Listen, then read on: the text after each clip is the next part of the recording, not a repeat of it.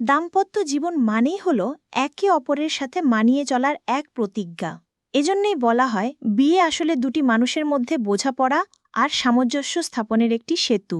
প্রতিটি বিবাহিত জীবনে এই বোঝাপড়াটা অত্যন্ত জরুরি।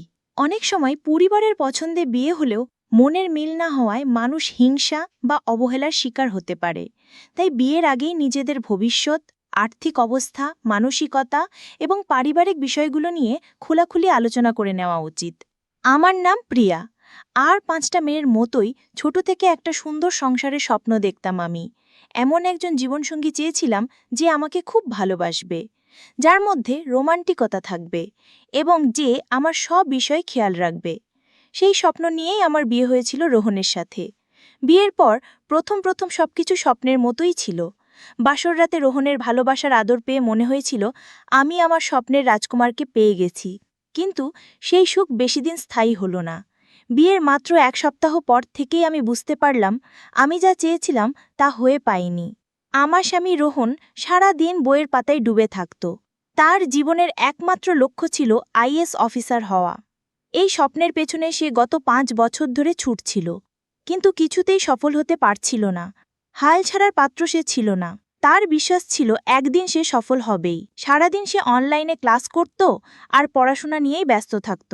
আমাকে দেবার মতো তার কাছে কোনো সময় ছিল না। আমি তার কাছে একটু সময় কাটাতে গেলেই সে বিরক্ত হতো। আমাকে বলতো, দেখো প্রিয়া, তুমি এভাবে সারাক্ষণ আমার পেছনে লেগে থাকলে আমার পড়াশোনার ক্ষতি হবে। এবারের পরীক্ষায় আমাকে পাশ করতেই হবে। দয়া করে আমাকে বিরক্ত করা বন্ধ করো। স্বামীর মুখে এই কথা শুনে আমার খুব কষ্ট হলো। একদিন আমি তাকে বলেই ফেললাম, তুমি তো গত ৫ বছর ধরেই পরীক্ষা দিচ্ছ, কিন্তু পাশ করতে পারোনি। এবার এমন কি হবে যে তুমি পাশ করে যাবে? আর তোমার যদি পড়াশোনা করার এতই ইচ্ছে ছিল, তাহলে আমাকে বিয়ে কেন করেছিলে? এই বাড়িতে কি একজন কাজের লোকের দরকার ছিল? সেই জন্যই কি আমাকে বিয়ে করে এনেছো, যাতে আমি সারাদিন বাড়ির সব কাজ করি, তোমার বাবা মায়ের সেবা করি? এর বিনিময়ে আমি কি তোমার থেকে একটু ভালোবাসা আশা করতে পারি না? এই বিয়ের তাহলে অর্থ কি দাঁড়ালো? তুমি শুধু নিজের স্বপ্ন পূরণের কথাই ভাবছ, আমার স্বপ্নের কি হবে? আমার সব কথা শুনে রোহন আমার কাঁধে হাত রেখে শান্ত করার চেষ্টা করল। বলল, প্রিয়া, শান্ত হও। আমি একবার আইএএস হয়ে গেলে তোমার সব স্বপ্ন পূরণ করব। এই বলে সে বই খাতা নিয়ে পাশের ঘরে চলে গেল। সেদিন আমার মনটা খুব ভারাক্রান্ত ছিল। মনের বোঝা হালকা করার জন্য আমি আমার সবচেয়ে কাছের বান্ধবীকে ফোন করে সব কথা খুলে বললাম।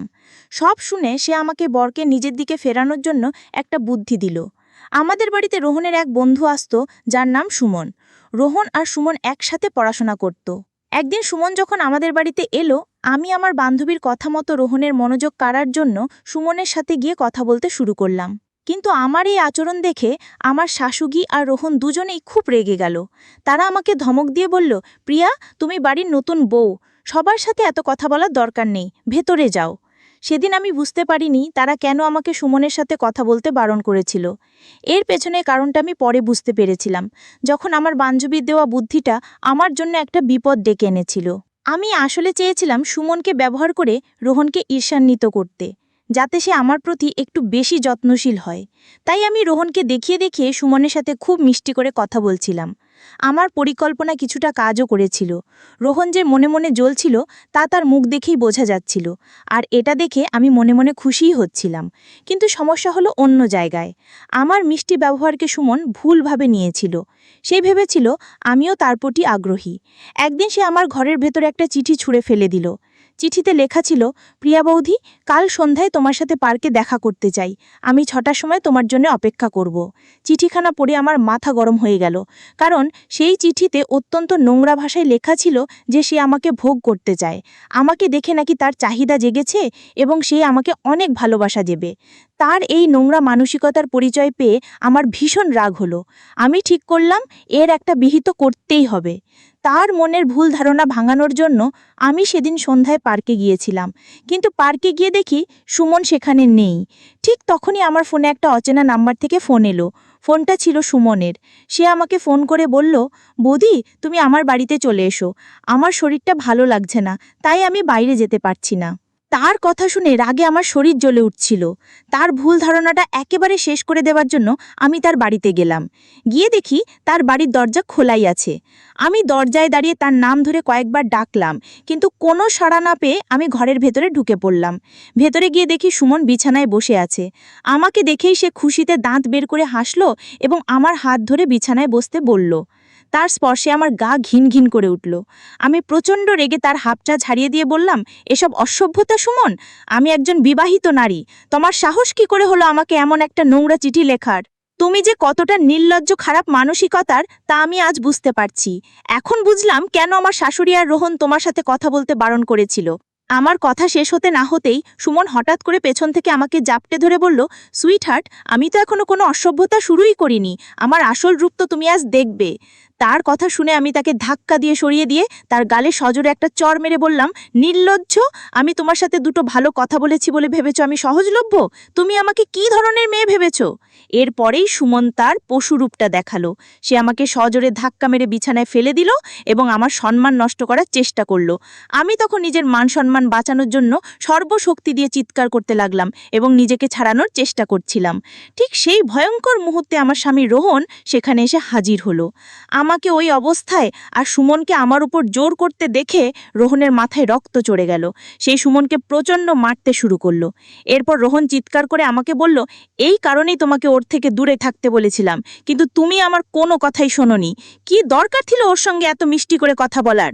তারপর সে সুমনের দিকে তাকিয়ে বলল, তোর চরিত্র যে ভালো না সেটা আমি জানতাম, কিন্তু তুই যে আমার স্ত্রীর সাথেই আমার নোংরামি করবি সেটা আমি স্বপ্নেও ভাবিনি। ছি, তোর মতো বন্ধুর সাথে আমি এতদিন মিশেছি, আজ থেকে তোর আর আমার বন্ধুত্ব শেষ। সেদিনের ঘটনায় আমি খুব লজ্জিত এবং অনুতপ্ত ছিলাম। আমি কাঁদতে কাঁদতে রোহনকে জড়িয়ে ধরে তার কাছে ক্ষমা চাইলাম। সুমনও রোহনের পা ধরে ক্ষমা চাইতে লাগলো, যাতে রোহন পুলিশকে না ডাকে। সেদিন আমি বুঝতে পেরেছিলাম বরের মনোযোগ পাওয়ার জন্য আমি যে পথ বেছে নিয়েছিলাম তা কত বড় ভুল ছিল। আমি যখন রোহনের কাছে ক্ষমা চাইছিলাম তখন সে আমাকে বলল, তুমি ওকে আশকারা দিয়েছিলে বলেই সে তোমার সাথে এমনটা করার সাহস পেয়েছিল। তবে রোহন আমাকে আরও বলল, প্রিয়া, আমি তোমাকে অনেক ভালোবাসি। আমার মনোযোগ পাবার জন্য তোমার অন্য কিছু করার কোনো দরকার নেই। আমি একবার পরীক্ষায় পাশ করিনি, তারপর তোমার সব স্বপ্ন আমি পূরণ করব। শুধু আমাকে কিছুটা সময় দাও আর আমাকে একটু বোঝার চেষ্টা করো। সেদিন আমি আমার ভুল বুঝতে পেরেছিলাম আর রোহনকে কথা দিয়েছিলাম যে আমি তার পাশে থাকব। এরপর থেকে আমি রোহনের পড়াশোনায় যতটা সম্ভব সাহায্য করতাম।